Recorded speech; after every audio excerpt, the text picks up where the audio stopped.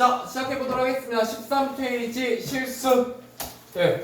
자, 우리 지난 시간에 뭐에 대해서 배웠냐? 봄나무에 대해서 배웠어요. 그래서 조금만 복습해보고 시작해보도록 하죠. 예. 자, 봄나무. 라는 시에서 여러분들 뭘 기억하시면 되느냐라고 했을 때, 여기서는 작가의 심리적 체험.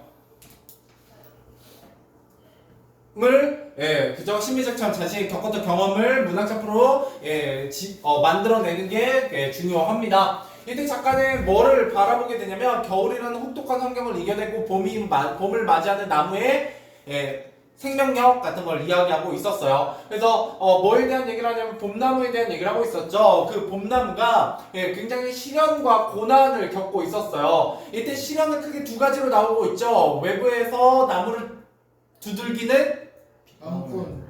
나무꾼? 어디 이야기를 읽고 온 거야? 빗방울과 그렇죠, 눈보라. 이것 때문에 근지러웠다, 뭐 이런 얘기를 하고 있었고요. 두 번째, 봄나무가 아픈 이유가 있었어요. 아픔의 이유. 몸 안에 있는 물. 그죠? 몸 안에 있는 물이 이제 봄이 되면서 한쌓고 나무 몸 밖을 나가고 싶어 했고요. 또는 겨울에, 그렇죠. 봄이 오면 괜찮을 거라고 스스로 했던 말이 자기 자신을 들볶았기 때문이었습니다. 그죠? 그런데 이런 시련과 아픔에도 불구하고 나무는 뭐를? 이파리. 그렇죠. 이파리를 피워내고 있더라라는 거고요. 이때 이 이파리는 뭘 의미하더라? 이런 시련과 고난 속에서도 추구하는 같이. 그렇죠. 가치 있는 것. 그죠? 가치 있는 것을 피워내더라 라고 얘기하고 있었어요. 그래서 이 봄나무에서는 뭐를 살펴볼 수 있냐? 이런 시련과 아픔 속에서도 이파리를 피워내는 가치 있는 것을 추구하는 무엇? 성취가. 숭고함. 그렇죠. 숭고함을 우리가 살펴볼 수 있더라 라는 얘기를 했었어요. 자, 그리고 마지막으로 이런 숭고함을 얘기하기 위해서 작가가 이런 심리적 체험을 잘 얘기하기 위해서 나무를 마치 사람처럼 표현하는 무슨 법을 사용하고 있더라? 의인법을 사용하고 있더라 라는 게 봄나무의 전체적인 내용이었습니다. 그죠? 이것만 알면 돼요. 그렇기 때문에 봄나무 문제에서 많이 물어본다 안 물어본다? 잘 안 물어봐요. 너무 쉽고 물어볼 수 있는 내용도 굉장히 적기 때문에 여러분들은 숭고와 의인법, 이파리랑 같이 있는 것이다. 시련과 아픔을 좀 구분해서 기억해 주시면 되겠습니다. 됐죠? 자, 그러고 나서 우리 이제 뭐에 대해서 공부해보고 있었냐면 실수라는 내용에 대해서 공부하고 있었죠. 네. 실수의 가장 큰 특징은 뭐냐면 수필입니다. 수필. 수필이란 무엇을 쓰는 글이요? 작가의 경험. 경험을 쓰는 글이었다라는 거죠. 그래서 이 경험을 통해서 뭘 전달하려고 한다? 자신의 깨달음을 전달하려고 한다. 이렇게 보시면 되겠고요. 이 경험과 깨달음은 뭐와 관련된 거냐면 당연히 제목에서 알 수 있듯이 실수와 관련된 것이었다라는 얘기예요. 그래서 여기서는 크게 두 가지 일화가 나오게 됩니다. 일화가 두 개가 나오게 돼요. 첫 번째는 우리가 지난 시간에 읽었던 누구의 일화냐면 곽희원의 일화입니다. 곽희원은 멀리 나와서 집을 나와서 그죠? 매번 때가 되면 부인에게 편지를 썼죠. 근데 원래 편지를 쓸 때마다 부인에게 어떻게 편지를 썼다는 거예요? 굉장히 뻔하게, 그러니까 숙제처럼 했다는 거예요. 네. 그랬는데 어느 날은 곽희원이 뭘 했다는 거예요? 편지를 쓰는데 실수를 해요. 그래서 실수를 해서 뭘로 보내게 돼요? 흰 종이로 그냥 아내에게 보내게 됐죠. 근데 이 흰 종이를 받아본 아내가 어떻게 됐다는 거예요? 아니, 이 사람 왜 흰 종이를 보냈어? 라고 생각하지 않고 자신에 대한 마음. 그렇죠. 어머, 나에 대한 사랑이 너무 커서, 나에 대한 그림이 너무 커서 말로 할 수 없으니까 뭘 보내셨구나, 흰 종이를 보내셨구나 라고 착각을 하게 됩니다. 그죠? 우리가 이렇게 흰 종이를 받아본 아내가 실제 곽희원이 의도와는 달리 다르게 해석해서 좋은 쪽으로 해석하는 거 우리가 뭐라고 부르더라? 속담으로 꿈보다 해몽이 좋다, 해몽이나 뭐 이렇게 표현을 하고 있었죠. 자, 이런 걸 통해서 실수라는 건 뜻하지 않은 뭐를 가져다 주기도 한다. 신선한 충격과 뭐를? 행복을 가져다 주기도 한다라는 얘기를 했었어요. 자, 이걸 통해서 우린 뭘 알 수 있냐? 예, 이 글쓴이는 작가는 이런 경험, 일화를 예시로 들므로써 예, 실수라는 거 여러분 평소에 어떻게 생각한다고요? 긍정적으로, 부정적으로? 부정적으로 생각하는데 여기서는 어떤 실수의 어떤 면을 얘기하고자 한다? 긍정적 면을 얘기하고자 한다. 자, 오늘은 이제 그 다음 페이지로 넘어가서 예, 두 번째 일화, 작가의 자신의 이야기, 예, 스님과의 일화를 얘기하게 될 겁니다. 예, 14페이지부터 시작해 보도록 하죠. 됐죠? 예, 지난 시간 거 다 복습했어요. 네, 가보도록 하겠습니다.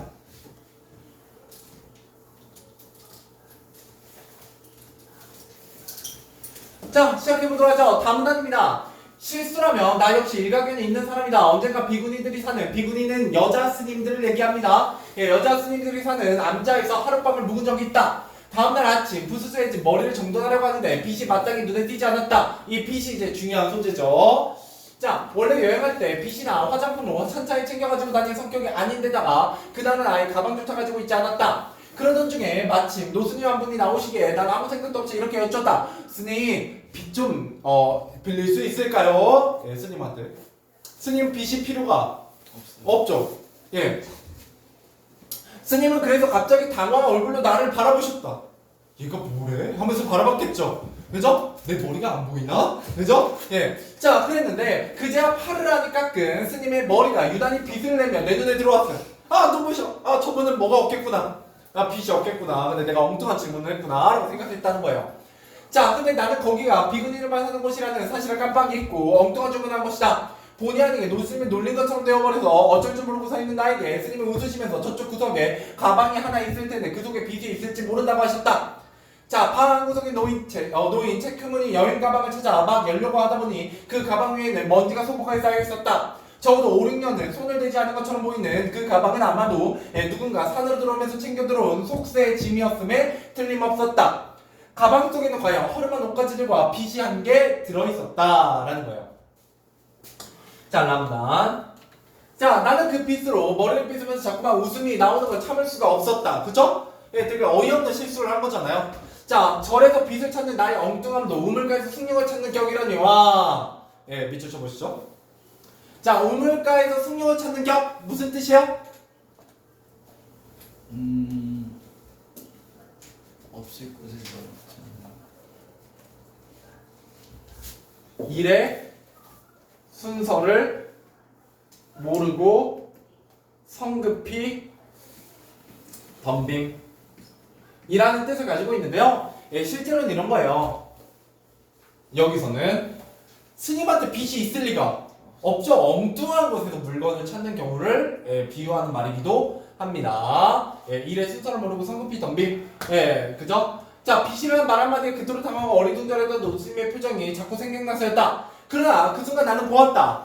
자, 시간을 거슬러 올라가는 검은 머리칼이 있던 빗을 썼던 그 까마득한 시절을 더듬고 있는 그분의 눈빛을 20년 또는 30년 마치 예, 물길을 거슬러 올라가는 뭐처럼 연어떼처럼 예, 무슨 법? 지교법. 예, 스님이 내가 빗을 찾으니까 예, 뭐를 떠올렸다는 거야? 본인의 머리카락이 있던 예, 과거를 떠올렸다라는 거죠. 자, 오랜 시간에 그 눈빛 위로 스쳐 지나가는 듯다. 그 순식간에 이루어진 회사의 끄트머리에는 그리움인지 무상함인지 모를 묘한 미소가 반짝하고 빛났다. 예, 머리가 빛난 게 아니라 미소가 빛났대요. 그죠? 예, 그때를 떠올리면서 아, 내가 빗을 썼던 때, 그죠? 과거에 속세에 있었던 때를 예, 즐겁게 생각했었다는 거죠. 자, 나의 실수 한마디가 산사의 생활에 익숙해져 있던 그분의 잠든 시간을 흔들어 깨운 셈이니 그걸로 작은 보시가 뭐냐, 스님에게 그 기부하는 걸 보시라고 해요. 한 셈이라고 오히려 스스로를 위로해보기까지 했다. 예, 그러니까 오히려 이 실수가 스님에게 과거의 어떤 즐거운 기억을 다시 한번 떠올리게 하는 좋은, 그죠? 내가 보기엔 작가 개인의 생각이에요. 그죠? 예, 아무튼 그런 일을 한 거지 않을까라고 생각했다는 겁니다. 자, 마무리단으로 가보도록 할게요. 자, 이처럼 아기가 섞이지 않는 실수를 봐줄 만한 구석이 있다. 이제 여기서부터 자기가 하고 싶은 말입니다. 자, 그래서인지 내가 번번이 저지르는 실수는 나를 공격에 빠뜨리거나 어떤 관계를 불화로 이끌기보다는 의외의 수확이나 즐거움을 가져다 줄 때가 많았다. 겉으로는 비교적 차분하고 꼼꼼해 보이는 인상이어서 나에게 긴장을 하던 상대방도 이내 나의 모자란 구석을 발견하고 긴장을 푸는 때가 많았다. 실제로 시험해본 적이 있어요. 심리학 그 쪽에서. 정말 그 가끔 그런 거 있잖아요. 내가 좋아하는 사람이 있으면 굉장히 경직돼서 어떤 모습을 보여주고 싶어요. 굉장히 완벽한 모습, 좋은 모습을 보여주고 싶어하죠. 근데 실제로 실험을 했는데 어떤 똑같은 사람을 대상으로 하나는 정말 완벽한 모습을 연기하도록 했던 집단과 하나는 약간 이제 중간중간 실수가 한두 개 정도 있는, 그죠? 약간 인간미 있는 모습을 보여준 집단 둘 중에서 그 사람에 대한 호감도가 어디서 더 높게 나타났다? 실수했던 모습을 본 집단에서 더 호감도가 높게 나타났다고 합니다. 그래서 사람은 어느 정도 그런 엉성함 같은 데에서 좀 이렇게 친근감 같은 걸 더 느끼기도 하죠. 그런 얘기예요. 자, 그래서 나의 모자란 구석을 발견하고 긴장을 푸는 때가 많았다. 긴장을 푸는 때 이게 바로 뭐예요? 실수의 긍정적인 면이에요. 긍정적인 면. 긍정 3입니다. 의외의 수학이나 즐거움을 가져주는 때 이게 긍정 1이고요.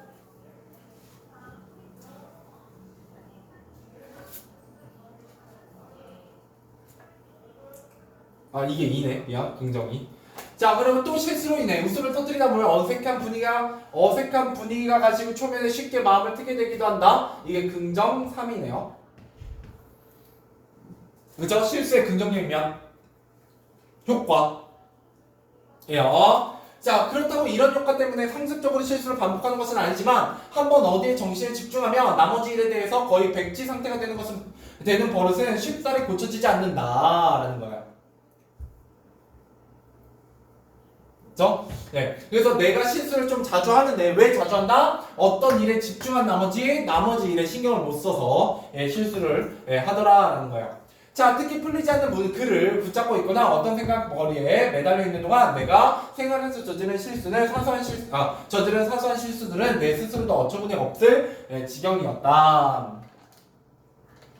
자, 밤낮. 자, 그러면 실수에 어처구니 없으면 어디서 오는 것일까? 이러면서 이제 어처구니에 대한 얘기를 합니다. 자, 원래 어처구니란 엄청나게 큰 사람이나 큰 물건을 가리키는 뜻에서 비롯되었는데 그것이 부정어와 함께 굳어지면서 어이없다는 뜻으로 쓰이게 되었다. 크다는 뜻 자체는 약화되고 그것이 크든 작든 우리가 가지고 있는 상상이나 상식을 벗어난 경우를 지칭하게 된 것이다. 자, 그러니 상상에 빠지기 좋아하고 상식으로부터 자유로워지려는 사람에게 어처구니 없는 실수가 그림자처럼 따라다니는 것은 아주 자연스러운 일이다.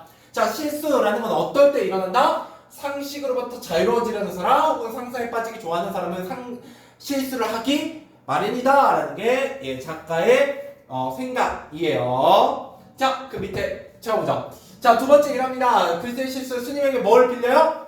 빚을 빌려달라고 합니다. 자, 그래서 스님은 그 얘기를 듣고 과거를 뭐 하게 된다? 회상하게 돼요. 그래서 자신의 실수가 스님에게 잊고 있던 뭐를 선물하게 되었다? 추억을 선물하게 되었다. 그죠? 즐거움을 또 불러일으켰다라고 생각하고 있습니다. 그래서 여러 가지 긍정적인 면, 실수의 긍정적인 면에 대한 깨달음을 얘기하고 있죠. 자, 계속 가보죠. 4문단입니다. 자, 결국 실수는 삶과 정신의 여백에 해당한다. 이게 중요하죠? 삶과 정신의 여백.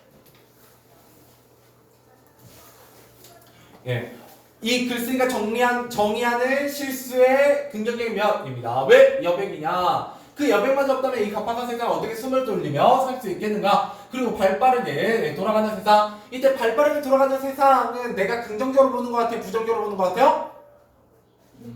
이게 부정적으로 보는 거예요. 이런 어떤 발빠른 세상이 부정적이에요. 자, 어떻게 휩쓸려 가지 않고 남아있을 수 있겠는가? 어쩌면 사람을 키우는 것은 능력이 아니라 실수의 힘일지도 모른다. 우리가 실수를 하면서 어떻게 된다는 거야? 한층 성장하게 된다라고 생각한다는 거죠. 그걸 이렇게 삶과 정신의 여백이다 이렇게 얘기하고 있어요. 자, 마지막 아문단입니다. 자, 그러나 날이 갈수록 실수가 용납되는 땅은 점점 좁아지고 있다. 사소한 실수조차 짜증과 비난의 대상이 되기가 십상이다. 남의 실수를 웃으면서 눈 감아주거나 그 실수가 나오는 내면의 풍경을 헤아려주는 사람을 만나기도 어려워져 간다. 나 역시 스스로는 수많은 실수를 저지르고 살면서도 다른 사람의 실수에 대해서는 조급하게 굴거나 너그럽게 받아주지 못한 때가 적지 않았던 것 같다. 자문가 도대체 정신을 어디에 두고 사냐는 말을 들을 때면 그 말에 무한해져 눈물이 핑 돌기도 하지만 내 속에 어처구니는 머리를 들밀고 이렇게 소리치는 것이다. 정신과 마음을 내려놓고 살아야 한다고 어디로 갔는지도 모르고 뛰어가는 자신을 하루에도 몇 번씩 세워두고 우두커니 있는 시간 그 우두커니 속에 사는 어처구니를 많이 만들어내면서 살아야 한다고. 바로 그 실수가 곽혜원의 아내로 하여금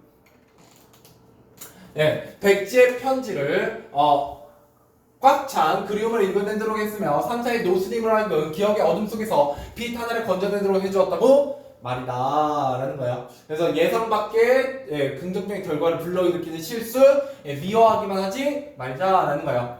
자, 오늘날은 발빠르게 돌아가는 세상으로 사소한 실수조차 짜증과 비난이 되기 십상이지만 이 작가는 어떻게 생각한다고요? 실수는 삶과 정신의 여유를 가져주는 뭐다? 여백이다. 그래서 정신과 마음을 내려놓고 사는 뭐가 필요하다? 여유가 필요하다. 이런 여유와 여백 그게 뭐다? 실수다라고 얘기하고 있습니다. 그죠? 자, 여기까지 해서 문제 한번 풀어보죠. 12번까지입니다. 몇 번부터? 앞에 페이지 4번부터요. 4번부터 12번까지 문제 풀어보시죠.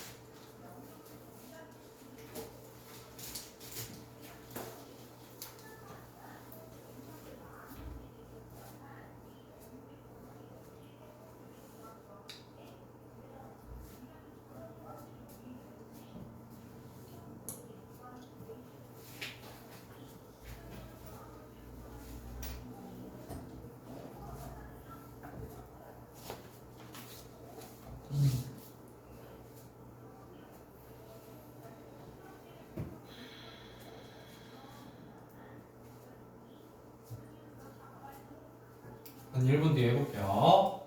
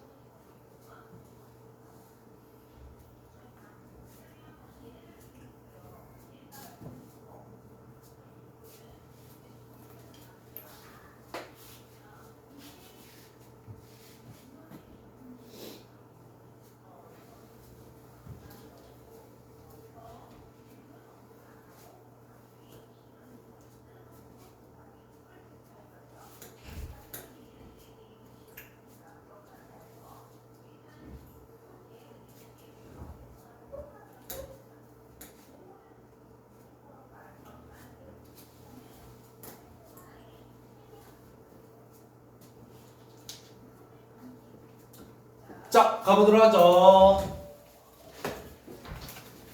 자, 4번부터입니다. 자, 다문을 알 수 있는 내용이 아닌 것은 1번 나는 꼼꼼한 성격이 아니다. 맞죠? 예, 꼼꼼하지 않아요. 예, 2번 내가 묵은 곳 비구님만 사는 남자이다. 맞죠? 그죠? 예. 자, 3번 스님은 나의 실수를 너그럽게 이해해줬다. 뭐 웃었으니까요. 자, 4번 나는 스님의 빚을 빌려달라는 실수를 했다. 맞죠? 예, 나는 스님을 놀리기 위해 일부러 빚을 빌려달라고 하는 그런 쓰레기 같은 사람은 아니에요. 나도 실수했다라는 걸 알고 깜짝 당황하게 되죠. 자, 5번 빚을 빌려달라는 나의 말에 스님 동의 받으러 가장 알맞은 것은 뭐예요? 굉장히 당황하게 됩니다. 자, 그래서 정답은 2번이고요. 6번 내가 기억과 같이 웃음을 참을 수 없었던 이유 크게 두 가지죠. 하나는 당황한 노스님의 표정이 떠올랐기 때문이고요.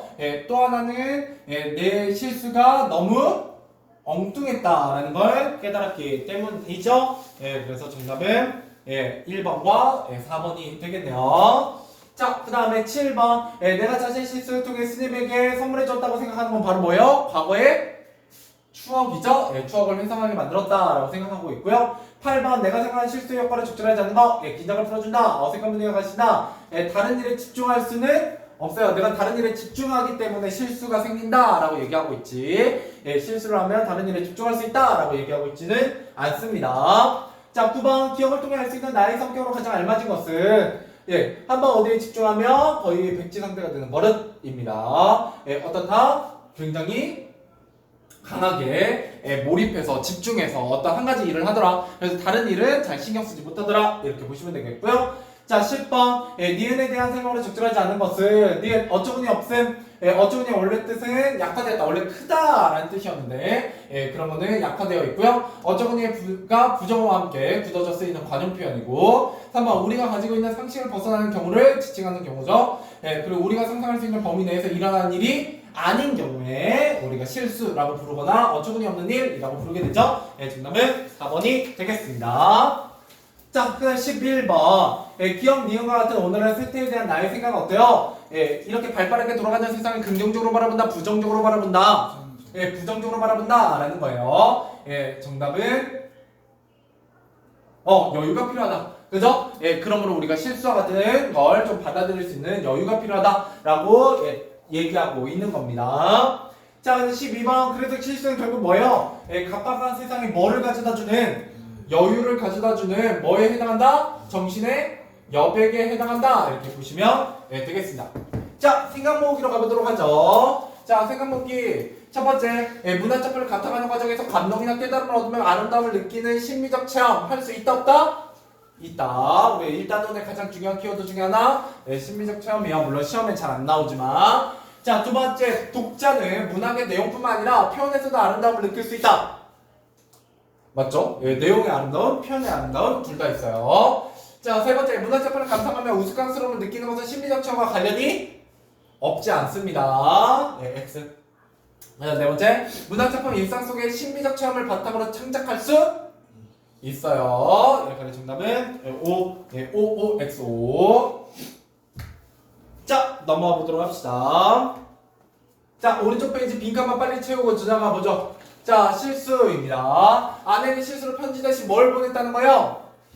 흰 종이를 보내. 곽현의 일화를 처음에 얘기하게 되고요. 두 번째, 곽현의 아내는 남편의 실수를 오해하여 뭘 느끼게 되냐면 행복을 느끼게 되죠. 그래서 실수라는 건 뭐다? 예상치 못한 행복을 가져다 주기도 한다. 뭐 이런 얘기를 했었어요. 자, 그 다음에 스님에게 뭐를 빌려달라고 해요? 빚을 빌려달라는 글쓴이의 실수를 볼 수가 있고요. 스님은 오래전 기억을 뭐 하는 듯 회상하는 듯 그 추억을 떠올리더라. 그래서 내가 이 실수를 통해서 스님에게 추억을 선물해줬다라고 얘기하고 있죠. 다음 페이지입니다. 자, 그래서 이 실수의 주제는 실수가 오히려 삶의 충격과 여유, 그죠? 여백, 행복 이런 것들을 가져다 준다라고 얘기하고 있어요. 자, 특징 곽현의 실수와 스님에게 빚을 빌려는 전체의 실수를 나란히 소개하고 있어요. 두 가지 일화를. 그 다음에 흠이 부정적 인식하는 실수를 새로운 시각으로 바라보고 있어요.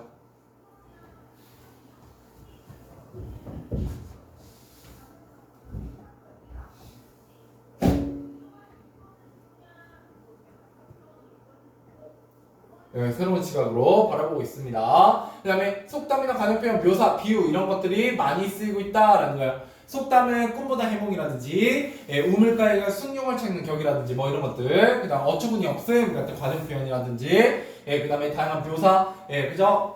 물길을 거슬러 오르는 연어 떼처럼 기억을 더듬어 보더라 뭐 이런 것들, 이런 묘사나 비유 같은 것들이 많이 쓰이고 있습니다. 이게 시험에서 좀 나오는 부분이에요.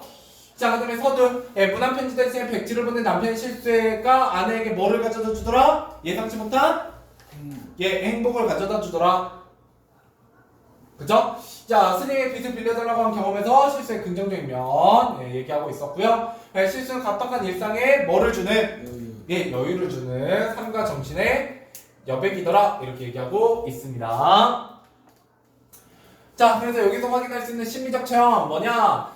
각견의 일화와 글쓴이의 일화를 통해서 실수는 삶과 정신의 여백이고 마음의 여유를 갖고 생활하는 자세가 필요하다라는 깨달음을 주었다라는 거예요. 자, 이 수필하는 글쓰의 성격 꼼꼼하지 않고 덜렁거리는 편이고요. 집중한 대상에 강하게 몰입하는 경향이 있고 어떤 일에 집중할 때는 뭐를 자주 한다?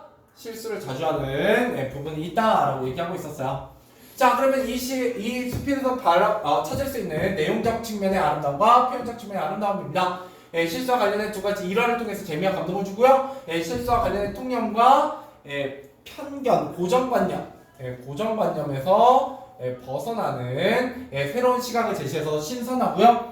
그 다음에 실수는 삶에 여유를 주는 것이라는 가치 있는 것이라는 깨달음, 마음의 여유를 갖고 사는 삶의 태도가 필요하다는 성찰, 이런 것들을 내용적 아름다움으로 볼 수 있고요. 표현에서는 속담과 관용표현, 묘사, 비유 등의 다양한 표현 방법을 통한 아름다움을 살펴볼 수 있고요. 그 다음에 글쓴이의 성격이나 가치관이 드러나는 개성적인 표현들이 쓰여서 굉장히 아름답다라고 얘기할 수 있습니다.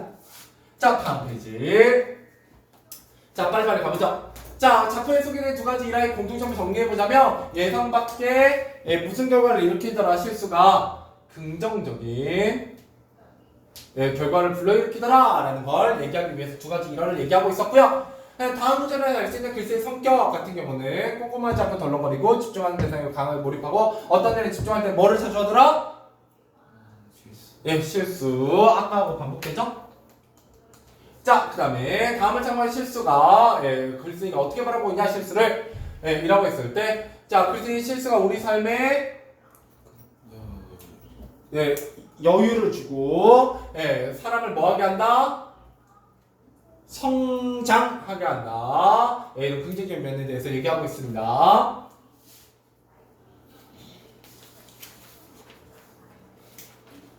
자, 그 다음 페이지. 자, 그래서 작품에서 인상적인 내용이나 표현을 찾고 그 이유를 정리해보자. 자, 글쓴이가 스님에게 빚을 빌려 한 장면이 인상적이었어. 글쓴이의 행동이 우습기도 하고 개성도 잘 느껴졌다. 자, 스님의 눈빛을 물길을 거슬러 올라가는 연어떼에 빗대어 표현한 것이 생생하면서 아름답게 느껴졌다. 그죠? 인상적인 표현은 꿈보다 해몽이 졌다. 우물가에 숭늉을 찾는 격이라니와 뭐를 적절하게 활용하고 있다? 속담. 그죠? 속담을 통해서 글쓴이가 말하려는 내용을 더 쉽게 이해할 수 있고 문장의 의미를 풍부하게 느끼게 하더라 라는 거예요. 자, 문제 풀어보자. 오늘 영어만 풀고 끝내겠습니다. 몇 번까지? 8번까지요. 1번에서 8번까지 문제 풀고 오늘 마무리해보도록 하죠. 풀어보세요.